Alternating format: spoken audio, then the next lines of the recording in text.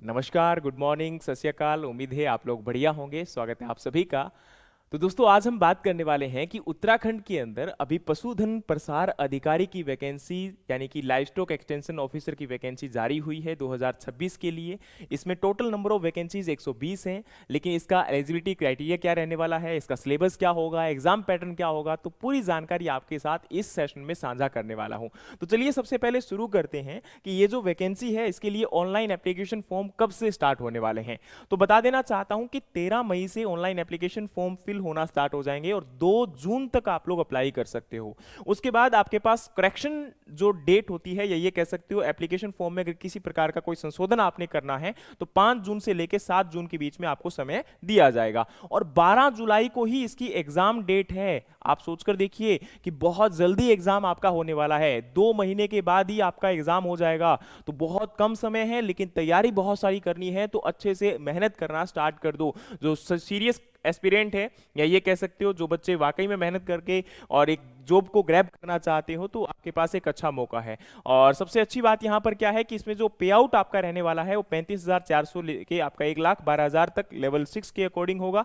और इसमें 2 प्रकार की वैकेंसीज हैं। एक तो पशुधन प्रसार अधिकारी जो कि सीधी भर्ती है, यानी कि पेपर के तहत आपको एप्लीकेशन फॉर्म फिल करना है और आपका जो है पेपर के बाद सिलेक्शन हो जाएगा, जो 108 है। लेकिन वहीं जिन बच्चों के पास या ये कह सकते हो जो ऑलरेडी एग्रीकल्चर के अंदर या इस विभाग के अंदर काम कर रहे अधिकारी हैं, उनके लिए भी वैकेंसीज है। लेकिन ये नंबर ऑफ वैकेंसीज कितनी है? 12 है। तो देखो, एक आपकी एक्सपीरियंस बेस्ड पोस्ट है जो कि 12 है, और इसके अलावा जो नॉन एक्सपीरियंस पोस्ट है यानी कि आपके पास ग्रेजुएशन होना चाहिए और आप लोग जो है इस पोस्ट के लिए अप्लाई कर सकते हो। तो टोटल नंबर ऑफ वैकेंसीज कितनी है? 108 है। अब इन 108 वैकेंसीज का ये आपका कैटेगरी वाइज डिस्ट्रीब्यूशन किया गया है, तो एक बार अपना कैटेगरी के अकॉर्डिंग देख लीजिएगा। जैसे महिलाओं के लिए भी उत्तराखंड के अंदर आपकी जो वैकेंसीज है वो आरक्षित यहां पर की गई है। अब बात करना चाहते हैं कि टोटल इसके लिए आयु सीमा कितनी रहने वाली है, यानी कि एज लिमिट कितनी है। तो 21 वर्ष मिनिमम होनी चाहिए और मैक्सिमम जो है वो 42 ईयर होना चाहिए।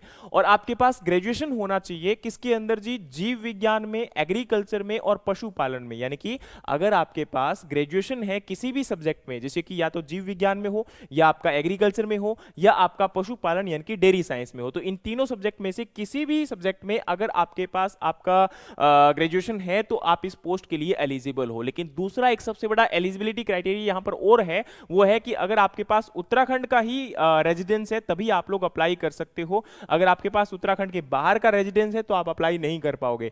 लेकिन इसमें कुछ शर्तें यहां पर संशोधित की गई है कि जैसे अगर आपका उत्तराखंड से 10th और 12th है या आपका पेरेंट्स जो है वहां पर गवर्नमेंट जॉब में है, तो उस केस में आप वहां पर अप्लाई कर सकते हो। या अदरवाइज नॉर्मल कंडीशन के अंदर कोई बाहर का बच्चा या अदर स्टेट का स्टूडेंट इसमें अप्लाई नहीं कर सकता है, यानी कि केवल और केवल उत्तराखंड के ही बच्चे इसमें एलिजिबल हैं। तो अब उत्तराखंड के बच्चों के लिए एक सुनहरा मौका है कि भाई आप इस पोस्ट के लिए अप्लाई कर सकते हो और इस पोस्ट को ग्रैब कर सकते हो। लेकिन अब बता देना चाहता हूं कि इसमें ऑब्जेक्टिव टाइप आपका क्वेश्चन पेपर रहने वाला है, 2 घंटे का पेपर रहेगा और 100 अंकों का पेपर होगा। लेकिन उसमें भी एक चीज और इंपॉर्टेंट है कि जो आपके जनरल कैटेगरी के या ओबीसी के बच्चे हैं उनको मिनिमम 45% मार्क्स लेने ही होंगे।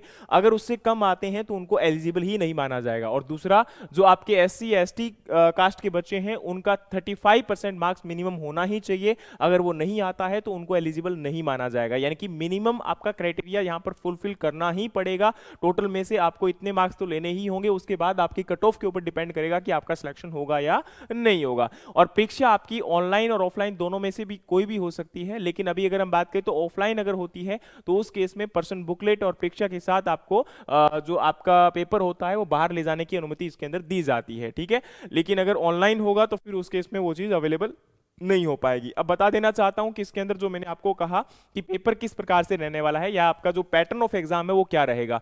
देखिए, पैटर्न ऑफ एग्जाम आपका टोटल 100 क्वेश्चंस हैं और 100 क्वेश्चन में बायोलॉजी, एग्रीकल्चर और एनिमल हस्बेंड्री के क्वेश्चंस आपसे पूछे जाएंगे। 100 ही मार्क्स होंगे, यानी कि एक क्वेश्चन का एक नंबर है और 2 घंटे का आपका पेपर रहने वाला है, यानी कि 120 मिनट आपके पास होंगे। अब बताना चाहता हूं कि इसमें आपके 3 पार्ट रहने वाले हैं, ए बी सी। लेकिन आपका ए पार्ट सभी बच्चों के लिए अनिवार्य है, ये सभी बच्चों को आपका ये 30 क्वेश्चन या 30 जो नंबर का पेपर है वो अटेम्प्ट आपको करना ही होगा। बाकी जो 70 नंबर का पेपर है वो बी और सी में से वैकल्पिक है, यानी कि आप या तो आपका बी चूज करोगे या फिर आप लोग सी चूज करोगे। अब देखो ये बी और सी क्या है, इसमें एक बड़ी यहां पर इंटरेस्टिंग चीज आपको समझनी पड़ेगी कि देखो पेपर के अंदर टोटल 3 पार्ट रहने वाले हैं सिलेबस में, और उसमें से आपका ए पार्ट सभी के लिए कंपलसरी है। ए पार्ट के अंदर आपकी सेल बायोलॉजी, इसके अलावा टेक्सोनोमी, मॉर्फोलॉजी और एंटोमो जो आपका एनाटॉमी है डिफरेंट फ्लावरिंग प्लांट का, और प्लांट फिजियोलॉजी, सेक्सुअल रिप्रोडक्शन और पॉल्यूशन, ये सारा आपसे एग्जाम के अंदर पूछा जाएगा पार्ट ए में, और ये 30 मार्क्स का होगा और ये सभी बच्चों के लिए कंपलसरी है, ठीक है। लेकिन अब जो 70 नंबर का पूछा जाएगा उसमें आपका क्या होगा, या तो आपके पास जैसे अगर बायोलॉजी में आपका डिग्री है तो उस केस में आप इस सब्जेक्ट को ऑप्ट कर सकते हो, एग्रीकल्चर वाले डेफिनेटली इसको ऑप्ट नहीं करेंगे, तो इस केस में बायोलॉजी यानी कि बॉटनी और जूलॉजी कंप्लीटली पूछी जाने वाली है। लेकिन जो एग्रीकल्चर के बच्चे हैं या डेयरी साइंस के बच्चे हैं वो यहां पर आपका एग्रीकल्चर और एनिमल्समेंट्री पार्ट सी को चूज करेंगे, तो ऑब्वियस सी बात है 70 क्वेश्चन केवल इसी पार्ट में से पूछे जाएंगे।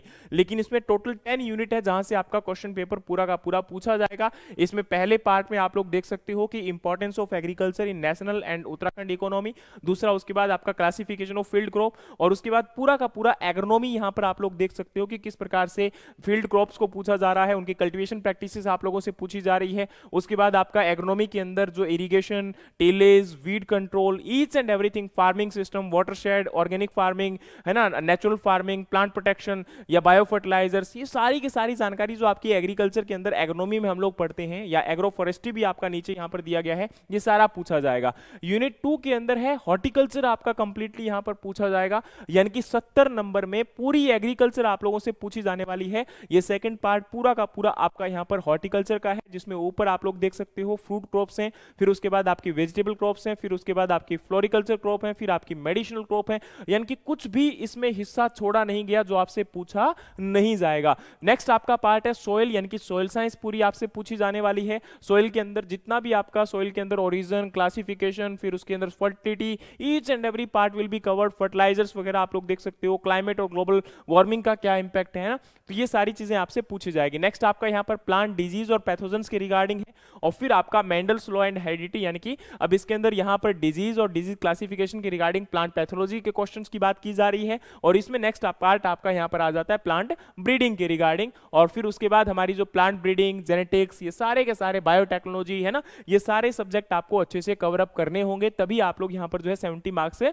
जो आपका है पार्ट उसको कवर कर सकते हो। अब बात आती है उसके बाद डेयरी यानी कि एनिमल हस्बेंड्री के क्वेश्चन भी डेफिनेटली पूछे जाएंगे, यानी कि आपका एग्रीकल्चर और एलाइड सेक्टर के अंदर जो एनिमल हस्बेंड्री का पार्ट है वो आपसे कंप्लीटली पूछा जाएगा। जैसे यहाँ पर उत्तराखंड के अंदर और नेशनल इकोनॉमी के अंदर डेयरी का क्या रोल है, और उसके बाद डिफरेंट जो इंपॉर्टेंट टर्मिनोलॉजीज होती हैं regarding the cow, buffalo, goat, sheep, poultry, इनकी रेयरिंग कैसे की जाती है, इनकी हाउसिंग मैनेजमेंट कैसे होती है, ब्रीडिंग मेथड्स क्या क्या होते हैं, क्लासिफिकेशन इनके अंदर क्या होता है, मिल्क क्या है, और उसके बाद मिल्क के अंदर भी कंप्लीट उसका कंपोजिशन, उसकी प्रोसेसिंग, उनके बारे में आप लोगों से क्वेश्चन पूछे जाएंगे। या मिल्क के जो डिफरेंट प्रोडक्ट्स हैं वो कैसे तैयार किए जाते हैं ना, उनके जो डिफरेंट कंपोजिशंस होते हैं उनके बारे में क्वेश्चन आ सकते हैं। और यूनिट 8 के अंदर एग्रीकल्चर इकोनॉमिक्स आप लोगों से पूछी जाएगी, जिसके अंदर पूरा एग्रीकल्चर इकोनॉमिक्स यहां पर आपका दिया गया है, यानी कि पूरा का पूरा एग्रीकल्चर इकोनॉमिक्स का सिलेबस भी आपको पढ़ना पड़ेगा। और नेक्स्ट आपकी 9th यूनिट की बात करेंगे तो यहां पर एग्रीकल्चर इंजीनियरिंग, और फिर 10th यूनिट के अंदर आपका अगेन यहां पर जेनेटिक्स आप लोगों से पूछा जा रहा है। तो टोटल